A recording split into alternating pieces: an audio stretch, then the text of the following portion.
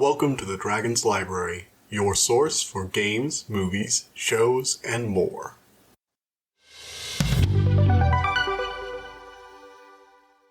Hello everybody, and welcome back to the Dragon's Library. So today we're talking about Jurassic World Dominion. And it was just okay. But that does make it the third best Jurassic Park movie. Good job, Jurassic World Dominion. Now, you might be confused if you've even checked any of the rating sites and have seen the 33% on Rotten Tomatoes, which I think is a little overblown, but they're not wrong that this thing is just kind of okay. I feel like people are a little harsh on it just because we have a lot of hate about franchises right now, and this is a very easy target. So let's get into things so I can break down that little opinion I just dropped there about it not being complete dog shit. Dominion takes place in 4 years after the destruction of Isla Nublar in the last film, which we don't really want to care about. You honestly, I would say you don't need to watch it, but there is one plotline I guess you kind of need, which is the clone plotline. We'll get there.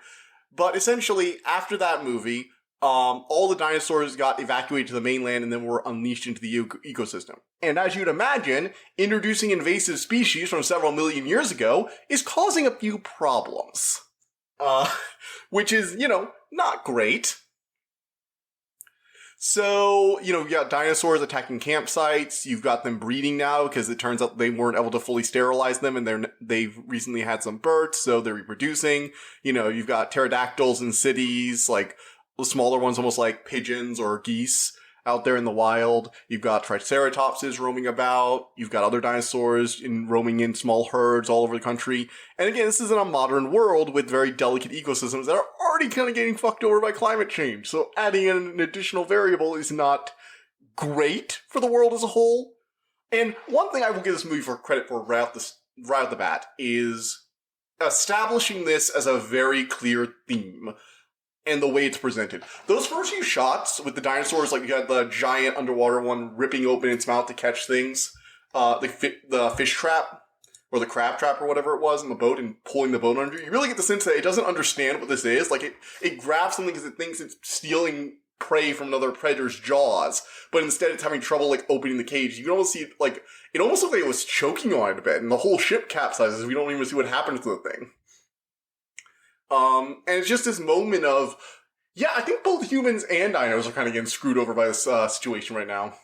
Now, the last film had a small daughter who was revealed to be the clone of the wealthy benefactor who created the entire Jurassic Park thing. He was the founder of that original park. Owen, the raptor specialist, and Claire are now raising her in Nevada. Her name is Macy Lockwood, or she's a clone, I guess? Yeah. She's a clone of Sir Benjamin Lockwood's daughter. He cloned her, and it turns out he was blah, blah, blah. Not really important. Blue, the velociraptor Owen has a bond with or whatever, also has a kid, little hatchling now. And she's very territorial at the moment because turns out she's still very much a wild animal, and Owen may have a bond with her or sort of mutual respect. But if anyone gets close to her baby, she will rip them apart. I actually really like that too. One of the things that have always kind of annoyed me with the raptor subplot is that they kind of treat Blue like a pet. And if you try and do that with exotic animals, you're just asking to get your head bit off. And Owen actually makes it seem way more dangerous than he has at any other point in the show, which is saying something, honestly. Blue is a lot more temperamental in this one for the scene she's in. Because, she's a new mother, and she has all those protective instincts, and even though she trusts Owen to an extent, she doesn't trust him with a baby, which, fair. She's a frickin' predator. She even claws Owen in a rage after her baby's stolen by poachers who also come and steal. And if you don't know who that is, she's a clone daughter of one of the original founders of the Jurassic Park, who cloned his daughter after she died. Not important. You learned in the last movie, and if you haven't already seen the last movie yet, I just did you a favor, because now you don't have to watch it, because that movie is really bad even by Jurassic Park sequel standards. But I do actually have to respect this movie for a few things, and it has mostly to do with the main cast, believe it or not. They're actually pretty good. I liked Chris Pratt as Owen and Claire Deaning as Bryce.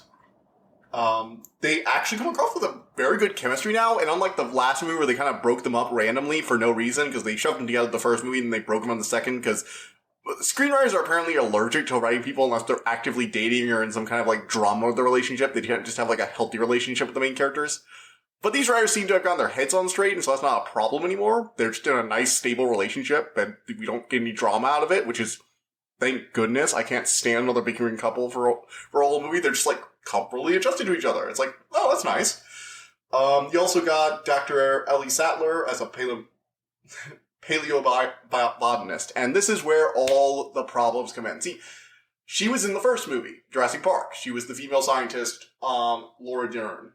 And you all know this. Jurassic Park is a very well movie. I assume most of you are at least aware of that character, even if it's just like a face. You also had Jeff Goldblum as Dr. Ian Malcolm, but that's not really a surprise. He showed up before, but he actually has a prominent role. And you have Dr. Alan Grant. And I hate them. Look, Goldblum is okay. Dr. Ian Malcolm actually has an interesting place in the plot. He's working at sort of like we're better than Engine Biosyn facility, where they have a bunch of like young students coming to lectures. They teach them an intern, apparently. And he's essentially, they hired him essentially as a voice of devil's advocate. So he can voice complaints and basically teach their students to think before they act.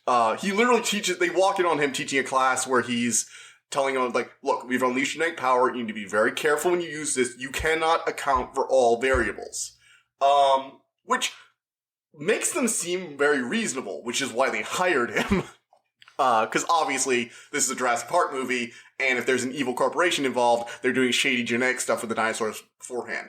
The reason the other two get involved is because Biosyn is secretly behind, although not so secretly, because even like regular farmers are starting to realize what's happening, so you wonder why the government hasn't started investigating them yet.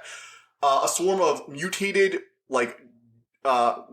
genetically altered locusts. These things are like the size of your chest or your head, and they are swarming all across the United States, and by midway through the movie, they even jump to other continents. So it's like they're decimating entire fields of grain, food, and other like vegetables, fruits, just getting absolutely decimated. But Biosyn's fields, or at least the people who are planting their seeds, aren't getting targeted. And it's very early on. It's like, okay, obviously Biosyn's something, sinister. If this was like a side thing where they find out about the locusts and it's like this side thing in the background, or I'd be fine with that, but they basically say, hey, the old team can go investigate this while the new team is dealing with the kidnapping. And I'm like, but then you pull away from the new team, and that's who I kind of came here to see, because they're the one with the story. The old guys already had their stories. And after the first one, their story was terrible. I don't want more of them. Do you think just bringing back Dr. Alan Grant, all old and like rumbly, is going to make me care? No. And I just can't bring myself to care about these new the new old characters.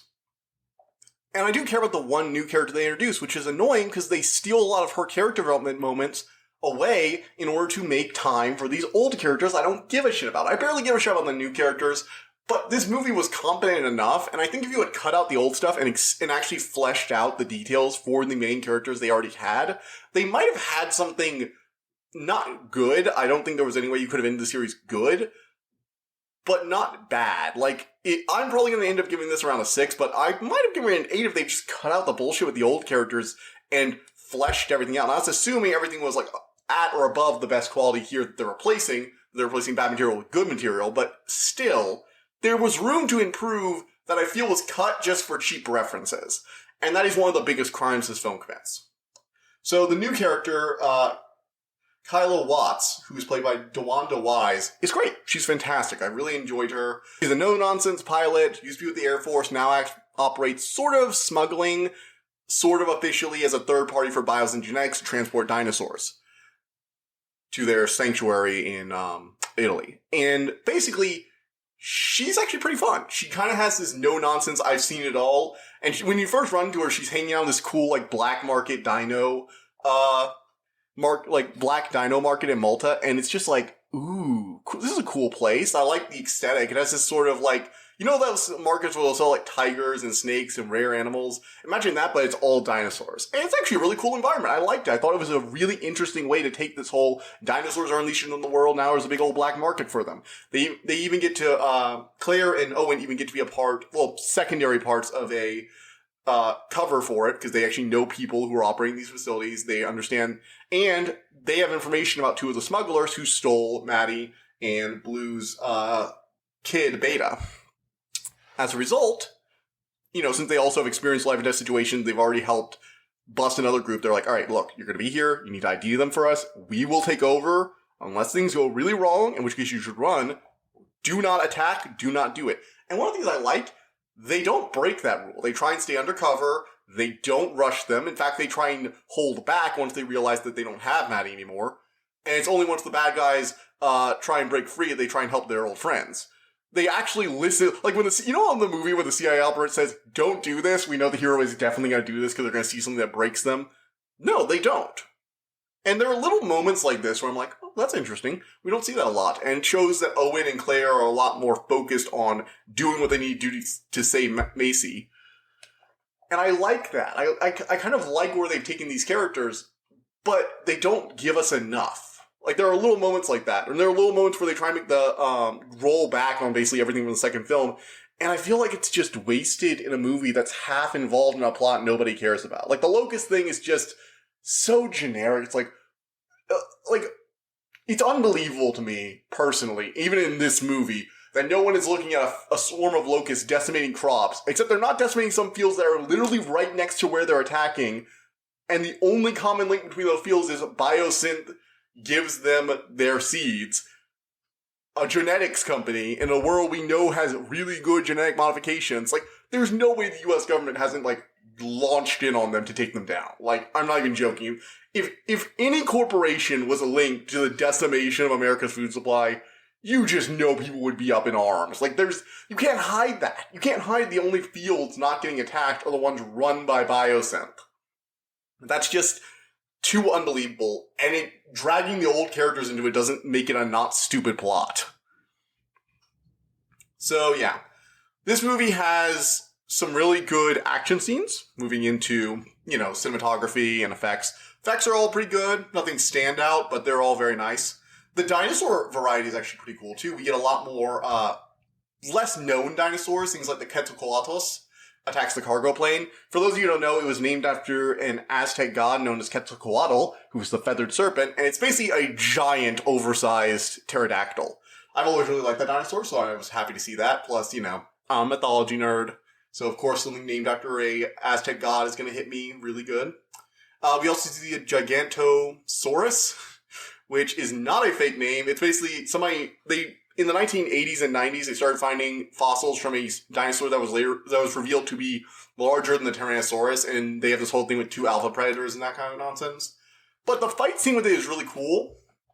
They also have these really close horror scenes where the dinosaur is hunting them, and believe me, I hate to say this, but there's one or two of those scenes that make me actually feel like I'm watching a fresh version of the velociraptors hunting the kids in the kitchen scene. And I really liked it. Specifically, oh my god, so I'm gonna die trying to pronounce this. Therenzosaurus, which is this sort of bird-looking dinosaur, but it has these long, overgrown fingernail-looking claws that it uses to slash things. And there's this really tense scene with Claire, because it's clear it has very bad eyesight and works around mostly with smell. And Claire has to slowly crawl, after parachuting out of the plane as it's crashing, because there's only one parachute, she had to take it while the others tried to survive the crash landing and they got separated. She has to unbuckle very carefully, fall to the ground, and start crawl across the ground very, very slowly.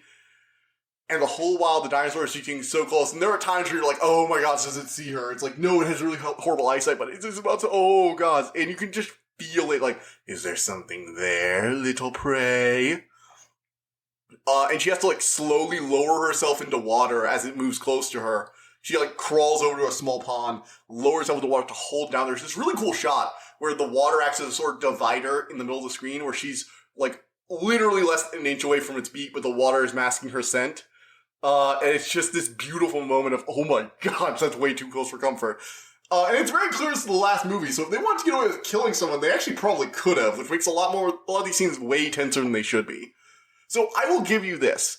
The dinosaur scenes with this one are pretty good. I like the variety in dinosaurs. They're rolling back. The cricket thing, not the crickets, the locust are all genetically modified. But most of the other dinosaurs aren't hybrids. They're just normal dinosaurs. There's even this throw-off line by like a side villain who's using the whole train them to follow a laser pointer, lock on a scent, and kill a target. You know, the overcomplicated method of killing. And they actually managed to make it look practical, because it's not like a full-on gun laser pointer anymore. It's not like you're pointing a gun at somebody. It's literally a little wristband that she pops off a little, you know, laser pointer, like a tiny little thing she can hold between her fingers, and just points it at them real quick, and Velociraptors just immediately bolt at them, and you get the feeling of like, oh shit, that thing is actually really scary if you have a pack behind you. I mean, it's still really dumb, but they managed to make it look slightly less dumb and actually scary, so props for making your thing a little better. But the reason I'm bringing it up at all is because she has this line of like, oh, hybrids are so expensive, and really, you're not getting them any benefits. Honestly, you just need to find a good predator and get some thoroughbreds out of them. And I'm like, dude, are you literally bashing on your own premise from the last movie? When did we go back to this? I'm kind of excited for this, because one of the most interesting things about Jurassic World as a film, one of the reasons I can say it's actually a good movie, and definitely the second best Jurassic Park movie, is because it had commented on the commercialization of Jurassic Park itself in a lot of ways, especially with the need for constantly bigger and better dinosaurs. Instead of going with more variety, they went for, oh, look at this one, it's genetically modified to be able to turn invisible and hide from heat sensors, and it's attacking them like a fucking predator. And while that would be stupid, it's stupid in universe. Because they have this whole thing where the line everyone's heard from Jurassic Park, it's like, the Indominus Rex, brought to you by Verizon. People want newer and better. And it's just that scene of, it's self-aware about how stupid it is, so we're not picking on it as much. But yeah, I do genuinely think that's fine. Dr. Wu also comes back. He's feeling really guilty now, so that's nice. He deserves to. All in all, I would classify this as an extremely mixed bag. I would say, judging this only upon the new cast stuff, like not, if you factor out the Dr. Ian Malcolm, Dr. Ellie Sattler, and Dr. Alan Grant. Take them out, take all their scenes out of context. I'd probably rate the normal stuff like a 7.5. Not in a full 8. I don't think it's gotten to a full 8 yet, because you also miss a lot of plot and they're there for a lot of those scenes. But that would probably be a 7.5 for me. I can't give it a 7.5 though, because those scenes are there. They drag down the pacing. They take time away from other characters. They mean that only new character they really introduce gets basically no introduction. You have to pick up it all through context clues. And she just doesn't get that much time, which is a shame, because she's actually a really fun character. She's very unfazed by this stuff and really comes across as somebody who's been, smuggling dinos for 4 years. She's seen all this shit. Which is almost refreshing to see someone who's not screaming their head off the whole time, who's actually going through this with sort of a professionalism. Her being in the Air Force as well shows why she would have combat experience, which is nice. All in all, I like that, but I can't give it a 7 or a 7.5 because there's just too much of the old cast, and it's just so boring or annoying or uninteresting, and it's also half-hearted. Everything involving the old cast is half-hearted. The new cast gets, this whole scene where Claire and Owen are just being, husband and wife, and they're, genuinely well-adjusted. But then they bring back Ellie Sattler and Alan Grant, and there's this offhanded line about how she's broken up, and they should totally get together, and then it just happens, and I'm like, that was literally an outline. That's not a scene. Those aren't scenes, that's not a character arc, that's an outline. So yeah, I can't give this a 7 or 7.5. I'm going to give it a 6, because I feel like being generous to this movie, because a lot of people are being pretty cruel to it. I don't think it's bad. It's just kind of average, and it has some dumb stuff, but if you ignore that dumb stuff, you can have a fun time. And quite frankly, if you're just looking for a good time at the movies, I think most people are going to enjoy this. The average moviegoer who doesn't watch a lot of stuff, who isn't aware of how formulaic a lot of this stuff can be, especially the older stuff, and just how half-hearted it's going to seem, will probably enjoy this, because, believe this or not, true story, when I went to see this, last night, as of this recording, because I had to record it late because I got to see it really late, it was 12 o'clock when this finished. The whole movie theater cheered for this. I'm not even joking. The theater started cheering at the end, which was a genuine shock, because when I went to go see the other movie in theaters, I saw Jurassic Park World at home, but when I saw the other one, I genuinely can't remember its name right now, nobody cheered. We just kind of all stumbled out of that movie. But they actually seemed to like it. And, this isn't a bad note to go out on. Quite frankly, releasing your third best movie in a 6-movie world isn't the worst thing in the world. It's not horrible. It's just, this is the end. This is it. We don't need any more Jurassic Park stuff. This has made it clear that they've run out of ideas. And quite frankly, they used up the last of their good ideas here. There's not many other directions you can take it with the way the world's going without retconning the entire Jurassic World trilogy out of existence. Dinosaurs are now as common as freaking birds. You can't do anything more with this. So yeah, 6 out of 10. I'd recommend it for a good time. If you're a family looking for something for your kids, if you're, some teenagers looking to just go enjoy the night, check it out. You might enjoy it, you might not, but it won't be, offensively bad, I don't think. Aside from all the stuff involving the old characters, you'll, want to fall asleep during that part. But, there are good dino scenes, so. Okay, moving on from there, we've got the spoiler talk section. So, beware there be spoilers, I guess. I mean, there's only, one twist in this whole movie. It's it's a basic movie, but it's fun, so I'm, again, being nicer on it. I enjoyed it.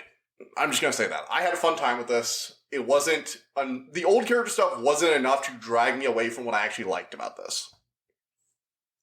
And I do think it was actually trying to do some interesting things. So, let's dive into those. First up, with this movie, it's very clear they're going for a climate change. And one of the things I really like is that the villain doesn't see himself as the villain. I know that's weird, but it's a Jurassic Park movie. The villain always kind of knows he's doing something wrong, even if he feels he's justified in it. The guy who stole the dino embryos was being especially vicious in how he did it. He didn't just shut down the park so he could make a getaway. He put a virus in their computers to actually fuck things up. And nearly got people killed in the process, and he felt no remorse, which is why it was really satisfying to see him die. This villain is also being a dick, in a lot of ways. We just talked about how he unleashed a locust swarm that was ravaging the world's crops, actually, near the end. And he seems genuinely uncaring about it. But the genetic engineering of animals as new form of climate change takes on this especially almost vicious and callous light when you see him. He's basically like this tech startup guy. And you think I'm going in that direction, but no, I'm not actually going in that direction. See, he acts like them, but a lot of what he's doing feels sort of like the fossil fuel industry. And this is my own personal theory on what this movie's trying to say, because this isn't explicitly saying the test. This is what I got out of it. And this might be all in my head, but I couldn't stop thinking about the way he says it. He basically talks about it like he's providing a service, and if people don't want the service, they shouldn't do it. But dino sales are through the roof. People want genetically engineered. People want all these cancer cures and all that nonsense. The government is giving them all these grants and money, and it's giving them all this profit. And there are even offhanded lines about how people are getting upset they keep funneling money into an industry that has literally ravaged the world.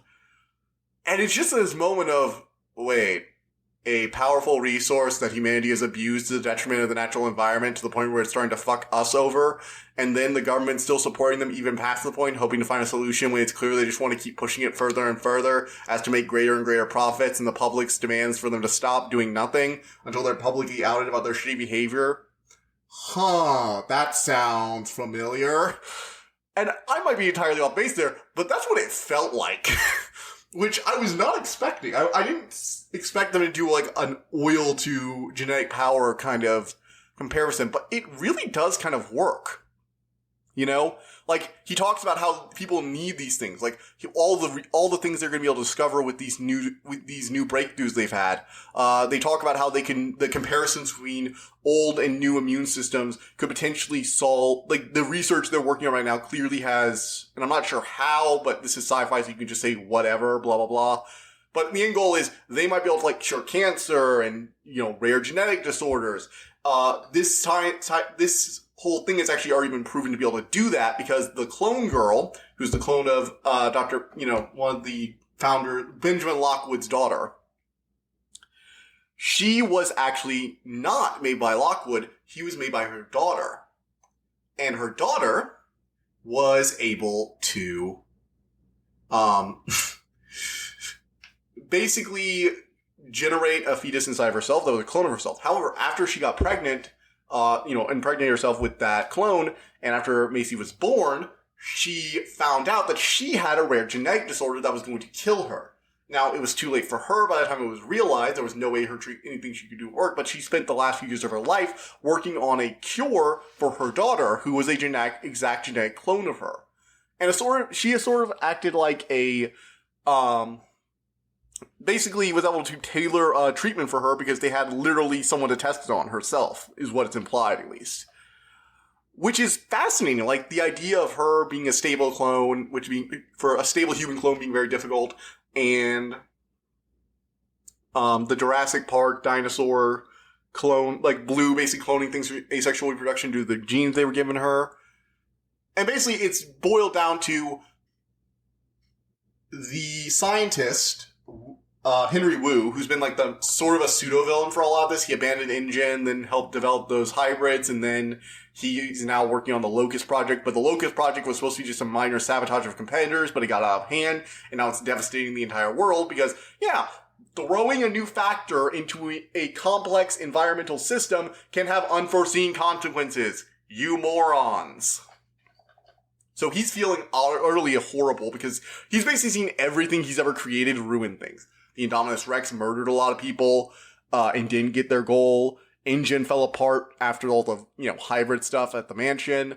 And now, it turns out he actually knew the person Macy's cloned from, who I genuinely cannot be bothered to remember about, actually. We've seen a few videos for her, and it's really only touching as, like, Macy's mother, but it's just, he comes across as actually, like, sorry for what he's done, which was interesting. In all the rest of the things, he's been like, this guy, like, you're just hampering my research with all these restrictions. But then he finally got a boss who said, to hell with the restrictions, do whatever makes me money. And now he's finally gotten to do all those weird genetic experiments he wants to do, and now he's seen the ramifications when one of his inventions, the locusts, are eating the entire food source for the planet, and the other guy's like, well, you genetically modified our cross feed immune, so that's fine. Let them do it. It's not a big deal. They just jumped continent? Sure it'll work itself out. Woo, don't worry. And he's like, holy shit, everyone was right. Oh my gosh, what have I done? And it's this beautiful moment of catharsis for him, honestly. At least for us, as the audience, watching this unflappable genius who unleashed chaos on the world, realize that, oh shit, I can't control it. Proving Dr. Ian Malcolm right. I don't want to, keep saying that because, like, he has to be that, like, always, oh yeah, I was always right the whole time, you should have listened to me. And it's just, like, it's always so smug and insufferable, even in the first one. Sorry if you disagree with that, but... Anyway, this is all very fun. We get a nice three-way fight between a Tyrannosaurus, a Gigantosaurus, and a Therizinosaurus, which is really cool. The Tyrannosaurus and the Therizinosaurus end up teaming up against the larger predator in this massive fight. We also get the Pyroraptor, who goes after Owen and Kyla, Watts, the pilot, on this, like, giant frozen lake, and the dinosaur does this weird thing of the ice is cracking apart. You've probably seen this in the trailer. So in this scene, the ice is cracking apart, separating them, and they're like, okay, we can just walk cautiously, and they just burst down through the ice under the water and start swimming under them like a freaking, tundra-based shark. And it was just this moment of, oh shit. The fight scene there is actually pretty cool. I like it. Although it's really unbelievable the Owen fell in that water and didn't immediately die, but I mean, this is an action movie. Unbelievable stuff is going to happen. All in all, it's just nice. Like, it's a fun thing, all things considered. Yeah. So, personally, I think this is a good movie when the old actors aren't around, which is what I said already. 6 out of 10, like I said before. There's not really much more to say. There aren't really a lot of twists in this one. I told you about basically everything I want to talk about, so this is a good place to leave off on. So next week, I will be reviewing the Bob's Burger movie, and I will also be reviewing the Vampire the Masquerade Swan Song. Swan Song's review is going to come out on Tuesday. Bob's Burgers movie is going to come out on Thursday. I do have some very interesting things to say about Swan Song, because that one pleasantly surprised me. Bob's Burgers, I don't know what it is right now, but all the average movies seem to be coming out. Yeah. So, look forward to that. I will not be streaming on the 14th or the 16th. I will be back to streaming hopefully on the 21st. I just need to get everything lined up for that one. I'm still trying to pick what I'm going to move on to, but I'm going to try and review something else. Maybe I'll go back to the Hypnospace one because I really want to finish that game. So, And I will see you all next time. If you're watching this on YouTube, thank you for checking it out a week later. Sorry about some of the delays on my YouTube channel lately. I've been having some problems with my video editor, but all that's worked out now. I've got everything uploaded. Everything's back on track. I will be releasing a newsletter for this month in a little while. It's a little late, but I still want to get that done. So, see you guys next time. Bye. I hope you enjoyed listening to this episode, and thank you for listening to the Dragon's Library. Please subscribe to this podcast to be notified of new episodes. The Dragon's Library releases new episodes Tuesday and Friday each week, and you can follow us on Twitter at dragon_library2. If you want to suggest an episode topic, my email is in the description below. And as always, thank you so much for all your support.